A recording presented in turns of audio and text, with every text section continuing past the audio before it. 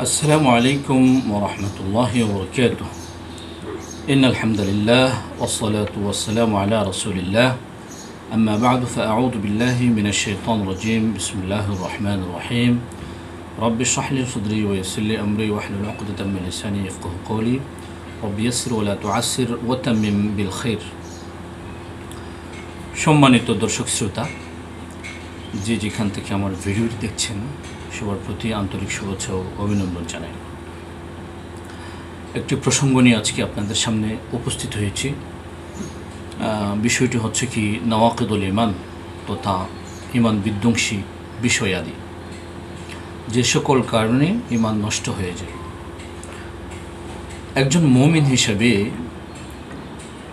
ঈমানদারের সবচেয়ে বড় নিয়ামত, যেটি আল্লাহ সুবহানাহু ওয়া তাআলা কর্তৃক প্রদত্ত, সেই শ্রেষ্ঠ নিয়ামতটি হচ্ছে কি ঈমানদারের ঈমান এবং ইসলাম। মানুষের মধ্যে যখন ঈমান এবং ইসলাম থাকবে না, তখন আল্লাহর কাছে তার কোনো মূল্যই নেই। কারণ তখন সে একটি মাত্র বড়ি, একটি প্রাণীর মতোই, যার কোনো মূল্য আল্লাহর কাছে নেই। আল্লাহ তাআলা ইরশাদ করেছেন, উলাইকা কাল আনআম বাল হুম আদল। যেমন কাফেরদের ক্ষেত্রে তিনি বলেছেন, কাফেররা প্রাণীর, চতুষ্পদ প্রাণীর মতো, বরং বালহুম আদল, তার চেয়ে নিকৃষ্টতম। কারণ কাফেরদের মধ্যে ঈমান নাই, আল্লাহর আনুগত্য নাই, এই জন্য তারা প্রাণের চেয়ে নিকৃষ্টতম। সুতরাং ঈমানদারের মধ্যে যখন ঈমানটা বিলুপ্ত হয়ে যাবে, সে ঈমান থেকে বঞ্চিত হয়ে যাবে, তখন তার কোনো মূল্য আল্লাহর কাছে নাই। বরং ঈমান হারা হওয়ার কারণে আল্লাহর কাছে তাকে অনেক বেশি শাস্তি পেতে হবে। তাই যে সকল বিষয় ঈমানকে নষ্ট করে দেয়, ঈমানকে ধ্বংস করে দেয়, একজন ঈমানদারকে ইসলাম থেকে খারিজ করে দেয়, সে সকল বিষয় একজন মুসলিম হিসেবে সে সকল বিষয়ের জ্ঞান তাকে একান্ত জরুরি, বরং এটা বাধ্যতামূলক মনে করা হয়। উলামায়ে কেরাম, মুহাদ্দিসিনে কেরাম ঈমান ভঙ্গকারী, বিনষ্টকারী অসংখ্য বিষয়ের মধ্য থেকে বিশেষ করে 10টি বিষয় নিয়ে তারা বেশি আলোচনা করেছেন। এই উল্লেখযোগ্য 10টি বিষয় আজকে আপনাদের সামনে উপস্থাপন করব। নাম্বার 1, আল্লাহর সাথে শিরিক করা। সবচেয়ে বড় অপরাধ হচ্ছে যেটি আল্লাহ সুবহানাহু ওয়া তাআলা কখনো ক্ষমা করবেন না, এবং যেটি ঈমানকে ধ্বংস করে দেয়, নষ্ট করে দেয়, আপনাকে ঈমানদার থেকে কাফের বানিয়ে দিবে। সেই 1 নম্বর বিষয়টি হলো আল্লাহর সাথে শিরিক করা। আল্লাহ সুবহানাহু ওয়া তাআলা সকল গুনাহ ক্ষমা করলেও কিন্তু কখনো শিরক গুনাহকে ক্ষমা করবেন না। তিনি ইরশাদ করেছেন, ইন্নাল্লাহা লা ইয়াগফিরু আন ইউশরাকা বিহি ওয়া ইয়াগফিরু মা দুনা যালিকা লিমান ইয়াশা। আল্লাহ সুবহানাহু ওয়া তাআলা শিরক গুনাহকে ক্ষমা করলেও, অন্যান্য গুনাহকে ক্ষমা করলেও কখনো শিরক গুনাহকে তিনি ক্ষমা করবেন না। আরেকটি আয়াতের মধ্যে তিনি বলেছেন, ইন্নাহু মান ইউশরিক বিল্লাহি ফাকাদ হারামাল্লাহু আলাইহিল জান্নাহ। যারা আল্লাহর সাথে শিরিক করবে, আল্লাহ সুবহানাহু ওয়া তাআলা তার জন্য জান্নাতকে হারাম করে দিবেন এবং তার জন্য জাহান্নামকে অবধারিত করে দিবেন। এটা অনেক বড় সতর্কতা। তো আল্লাহর সাথে শিরিক করার অনেকগুলো নমুনা থাকতে পারে। যেমন আল্লাহকে যেমন আমরা আল্লাহর যেভাবে উপাসনা করি, আমরা যদি অন্যান্য বিষয়ের উপাসনা করি, যেমন আমরা সূর্যের উপাসনা করি, এভাবে আগুন, পানি, মাটি, বাতাস, এই ধরনের আল্লাহর বিভিন্ন সৃষ্টির যদি আমরা উপাসনা করি, সেটা সরাসরি আল্লাহর সাথে শিরিক হয়ে যাবে। আল্লাহর ইবাদতের মধ্যে তার সাথে অন্য কাউকে শরীক করা বলে সাব্যস্ত হবে। 2 নম্বর ঈমান বিনষ্টকারী 2 নম্বর বিষয় হচ্ছে কি আল্লাহ এবং বান্দার মধ্যে কাউকে মধ্যস্থতাকারী সাব্যস্ত করা। আল্লাহ সুবহানাহু ওয়া তাআলা বলেছেন, ওয়া নাহনু আকরাবু ইলাইহি মিন হাবলিল ওয়ারিদ। আমি বান্দার যেই গর্দানের যে শাহিরগ আছে তার চেয়ে নিকটতম। আল্লাহ এত বেশি কাছে বান্দার, যে বান্দা মনে মনে যা কল্পনা করেন তিনি তাও শোনেন। সুতরাং আল্লাহর কাছে কিছু চাইলে কারো মধ্যস্থতা নিতে হবে, কারো মাধ্যম গ্রহণ করতে হবে, এটা একটি অবান্তর বিষয়। সুতরাং আল্লাহকে ডাকতে গিয়ে কোনো মধ্যস্থতা গ্রহণ করা, এটা একটা সরাসরি শিরিক। আল্লাহ রাব্বুল আলামিন ইরশাদ করেছেন, ওয়ায়াবুদুনা মিন দুনিল্লাহি মা লা ইয়াদুররুহুম ওয়া লা ইয়ানফাউহুম ওয়া ইয়াকুলুনা হাউলাই শুফাআউনা ইনদাল্লাহ। যে কাফেরদের ক্ষেত্রে তিনি বলেছেন যে কাফেররা আল্লাহকে বাদ দিয়ে এমন কতগুলো বস্তু এবং কতগুলো বিষয়ের ইবাদত করে যেগুলো তাদের না কল্যাণ করতে পারে না ক্ষতি করতে পারে, এবং তারা বলে যে এরা আল্লাহর কাছে আমাদের জন্য সুপারিশকার হবে, সুপারিশ করবে।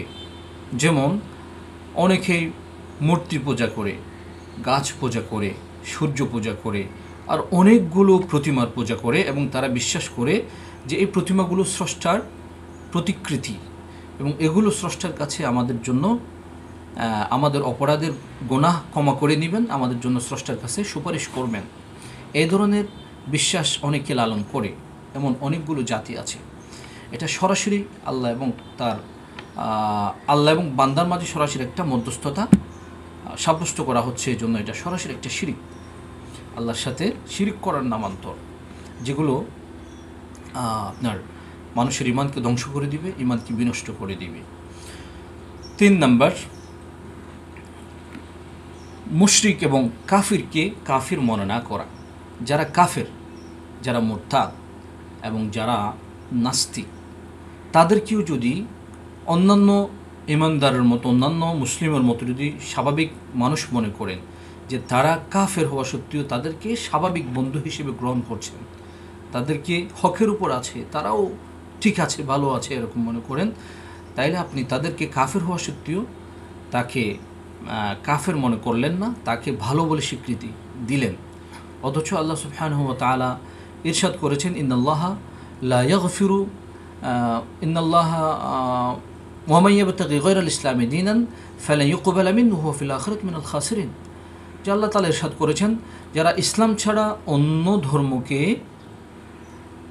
নিজের জীবন ব্যবস্থা হিসেবে, নিজের মেথড হিসেবে গ্রহণ করবে, জীবন চলার মাধ্যম হিসেবে গ্রহণ করবে, তখন তারা ফাহুয়া ফিল আখিরাতি মিনাল খাসিরিন, পরকালে তারা চরমভাবে ক্ষতিগ্রস্ত হবে।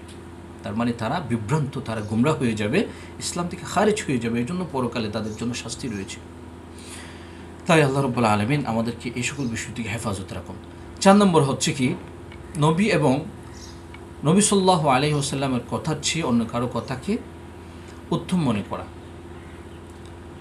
মুহাম্মদ সাল্লাল্লাহু আলাইহি ওয়াসাল্লাম আমাদের কাছে যতগুলো মেসেজ নিয়ে আসছেন, কোরআন নিয়ে আসছেন, হাদিস নিয়ে আসছেন, অনেকগুলো বিধিবিধান নিয়ে আসছেন, যে কোরআন মজিদের মধ্যে প্রায় 500টি আয়াত আছে বিধিবিধানের। তাহলে এতগুলো বিধিবিধান নিয়ে আসছে, নামাজ, রোজা, হজ, যাকাত, ইবাদত, মুআমালাত, মুআশারাতের ব্যাপারে অনেকগুলো বিধান আছে। এই সকল বিধানের ক্ষেত্রে আপনি যদি এই আল্লাহ রসুলের মুহাম্মদ সাল্লাল্লাহু আলাইহি ওয়াসাল্লামের এই বিধানের চেয়ে ওই মানব রচিত ওই বিধানটা উত্তম, কেউ যদি অন্যান্য কোনো বিধানকে আল্লাহ রসুলের বিধানের চেয়ে উত্তম মনে করে কোনো মুমিন, তখন সে কাফির হয়ে যাবে, সে আর মুমিন থাকবে না, তার ঈমান নষ্ট হয়ে যাবে। যেহেতু আল্লাহ সুবহানাহু ওয়া তাআলা কোরআন মাজিদের মধ্যে ইরশাদ করেছেন, আলাম তারা ইলাল্লাযীনা ইয়াজউমুনা আন্নাহুম আমানু বিমা উনজিলা ইলাইকা ওয়া মা উনজিলা মিন ক্বাবলিক ইউরিদুনা আন ইয়াতাহাকামু ইলা আত-তাগুত ওয়া ক্বাদ উমিরু আন ইয়াকফুরু বিহি ওয়া ইউরিদু আশ-শাইতানু আন ইউদিল্লাহুম দালালান বাঈদা। অর্থাৎ আল্লাহ তাআলা ইরশাদ করেছেন, আপনি কি মনে করেন যে তারা কাফেররা বিশ্বাস করে যে তারা ঈমান এনেছে এমন বিষয়ে যেগুলো আপনার প্রতি নাযিল করা হয়েছে এবং আপনার পূর্ববর্তী কিতাবের প্রতি, নবীদের প্রতি নাযিল করা হয়েছে, এবং তারা ইউরিদুনা ইয়াতাহাকামু ইলা আত-তাগুত, এবং তারা আপনার প্রতি ঈমান এনেছে কিন্তু আপনার ফয়সালা তারা মানেন না, এবং আপনার বিচার তারা মানে না, আপনার বিধান তারা মানে না, আপনার কথা তারা বিশ্বাস করে না। তো এটা কেমন হলো? এরা কি ইমানদার হতে পারে? একদিকে তারা ঈমান এনেছে বলছে, আর একদিকে আপনার সিদ্ধান্ত তারা গ্রহণ করছে না, আপনার কথা তারা অবিশ্বাস করছে, তাহলে তারাও কাফের হয়ে যাবে। অর্থাৎ আল্লাহ রসুলের কথার চেয়ে অন্য কারো কথাকে তারা উত্তম মনে করছে, আপনার কথাকে নিচু মনে করছে। সুতরাং এটা একজন ঈমানদারের ঈমানকে নষ্ট করার জন্য একটা বড় অপরাধ। 5 নম্বর হচ্ছে কি, মুহাম্মদ সাল্লাল্লাহু আলাইহি ওয়াসাল্লামের আনিত কোনো বিধানকে অপছন্দ করা।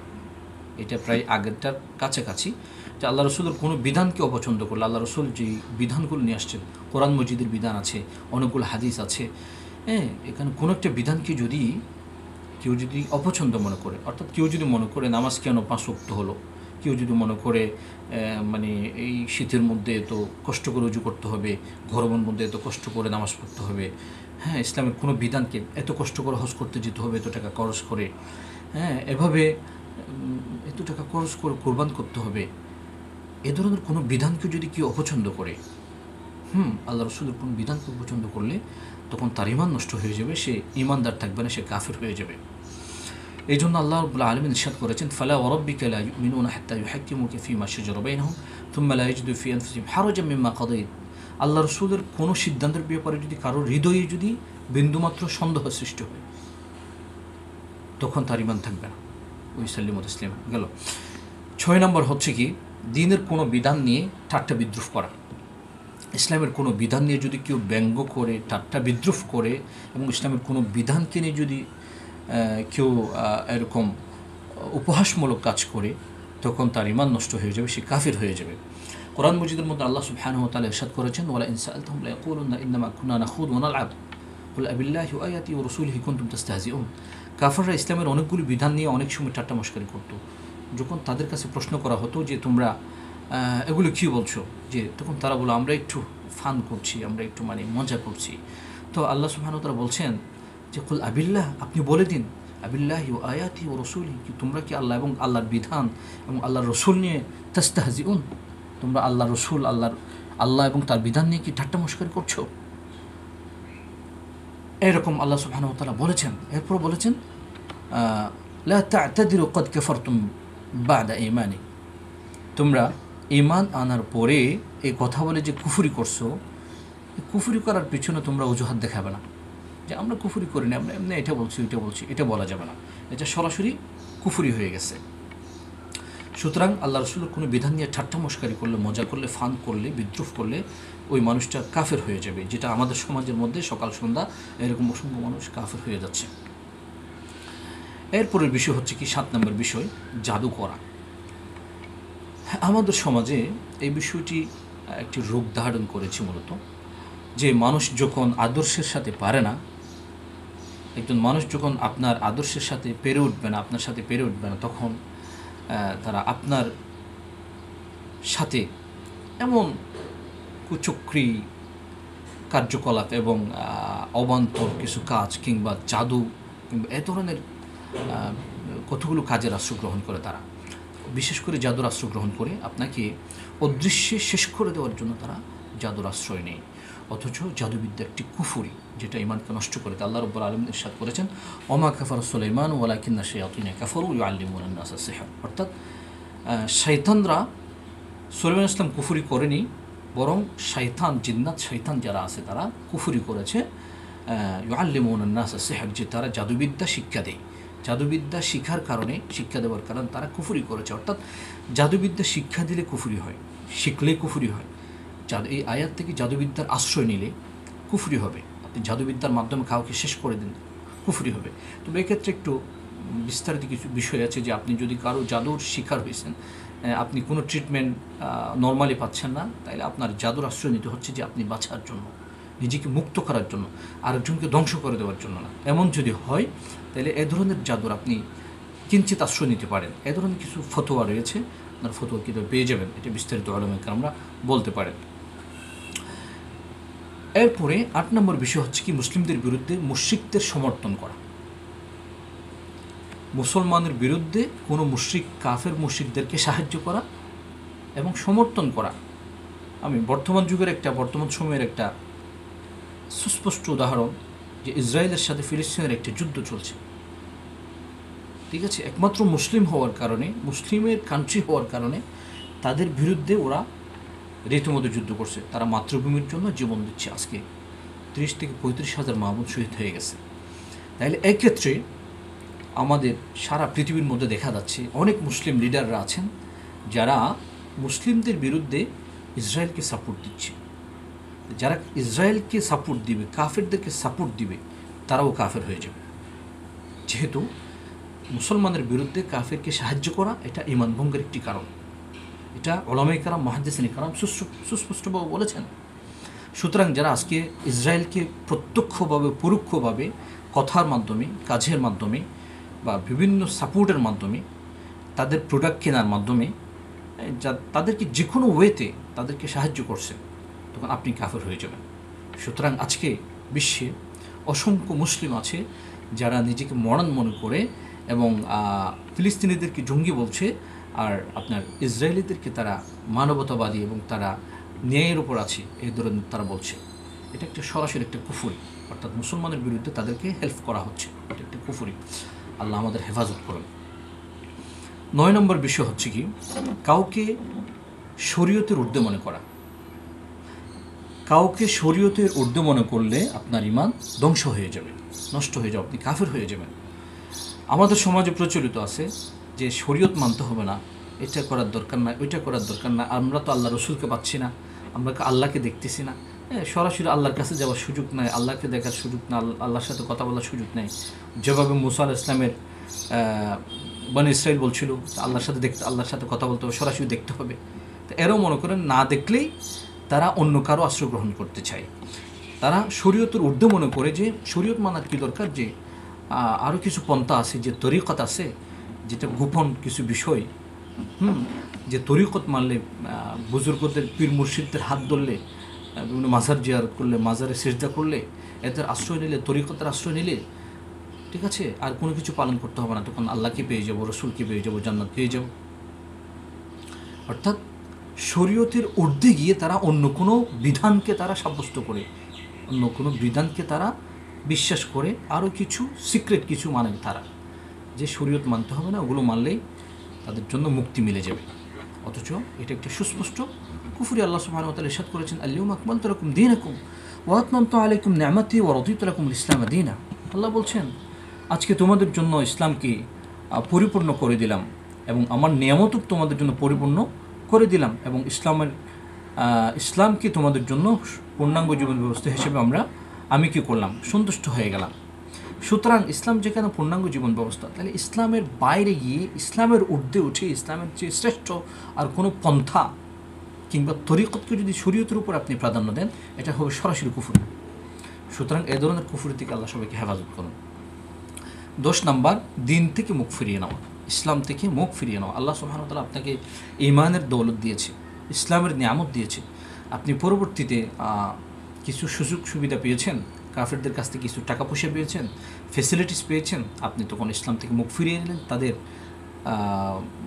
দালালি করছেন, আপনি তাদের জন্য কি করছেন, তাদের কথার উপরই চলতেছেন, তাদের আনুগত্য করছেন, আপনি ইসলাম থেকে মুখ ফিরিয়ে নিলেন, মুরতাদ হয়ে গেলেন, তখন এটা আপনার ঈমানকে ধ্বংস করার জন্য বেশিক্ষণ লাগবে না, মুহূর্তের মধ্যে ঈমান নষ্ট হয়ে যাবে। আল্লাহ রাব্বুল আলামিন ইরশাদ করেছেন, ওমান আযলামু মিম্মান যুকিরা বিআয়াতি রাব্বিহি সুম্মা আ'রাদা আনহা ইন্না মিনাল মুজরিমিনা মুনতাকিমুন। আল্লাহ বলছেন, যার কাছে আমার আল্লাহর আয়াত আলোচনা করা হয়েছে, যার সামনে কোরআনের আয়াত আলোচনা করা হয়েছে, আল্লাহর বিধান উপস্থাপন করা হয়েছে, সে গ্রহণ করেছে ঠিক, কিন্তু পরবর্তীতে তা থেকে মুখ ফিরিয়ে নিয়েছে, তার চেয়ে অত্যাচার আর কি হতে পারে। অর্থাৎ ঈমান আনার পরে মুখ ফিরিয়ে নেওয়ার কারণে সে যে অপরাধ করেছে, সে যত বড় অন্যায় করেছে, এর চেয়ে অন্যায় আর হতে পারে না। সুতরাং ইসলাম থেকে মুখ ফিরিয়ে নেওয়া, মুরতাদ হয়ে যাওয়া, নাস্তিক হয়ে যাওয়া, এটা সবচেয়ে বড় অপরাধের মধ্যে একটি অপরাধ, যা ঈমানকে নষ্ট করে দিবে। আল্লাহ সুবহানাহু ওয়া তাআলা আমাদের এই সকল অপরাধ এবং অন্যায় থেকে হেফাজত করুন। হাদিসের মধ্যে এমন আছে যে একটা সময় আসবে যে মানুষ সকালে ঈমান নিয়ে বের হবে, বিকালে ঈমান হারা হয়ে ঘরে ফিরবে, অর্থাৎ মানুষ সকাল সন্ধ্যা কাফের হয়ে যাবে। আমার মনে হয় এই সময়টা এখনই সমুপস্থিত হয়ে গেছে। তো আল্লাহ রাব্বুল আলামিন আমাদের এই 10টি ঈমান বিধ্বংসী বিষয় থেকে নিরাপদে রাখুন, এবং আমাদের বেশি করে এই বিষয়গুলো জানা থাকতে হবে এবং এগুলো প্র্যাকটিস করতে হবে। সব সময় দেখতে হবে কি আমি ইসলামের উপর টিকে আছে কিনা, ইসলাম থেকে কোনো বের হয়ে যাচ্ছে কিনা। আমি বিষয়গুলো একটু রিপিট করছি। 1 নম্বর হচ্ছে কি আল্লাহর সাথে শিরিক করা, 2 নম্বর হচ্ছে আল্লাহ এবং বান্দার মাঝে কাউকে মধ্যস্থতা সাব্যস্ত করা এবং মধ্যস্থতাকারী সাব্যস্ত করা, 3 নম্বর হচ্ছে মুশরিক এবং কাফিরের মাঝে মুশরিককে কাফির মনে না করা, 4 নম্বর হচ্ছে নবী সাল্লাল্লাহু আলাইহি ওয়াসাল্লামের চেয়ে অন্য কারো কথাকে উত্তম মনে করা, 5 নম্বর মুহাম্মদ সাল্লাল্লাহু আলাইহি ওয়াসাল্লামের আনিত কোনো বিধানকে অপছন্দ করা, 6 নম্বর ইসলামের কোনো বিধানকে বিদ্রুপ ঠাট্টা করা, 7 নম্বর জাদু করা, 8 নম্বর মুসলমানের বিরুদ্ধে কোনো কাফেরকে সাহায্য করা, 9 নম্বর কাউকে শরীয়তের ঊর্ধ্বে মনে করা। 10 নম্বর, দিন থেকে মুখ ফিরিয়ে নেওয়া। আল্লাহ আমাদের সবাইকে আমল করার তৌফিক দান করুন। আখিরু দাওয়ানা আলহামদুলিল্লাহি রাব্বিল আলামিন। আসসালামু আলাইকুম ওয়া রাহমাতুল্লাহ।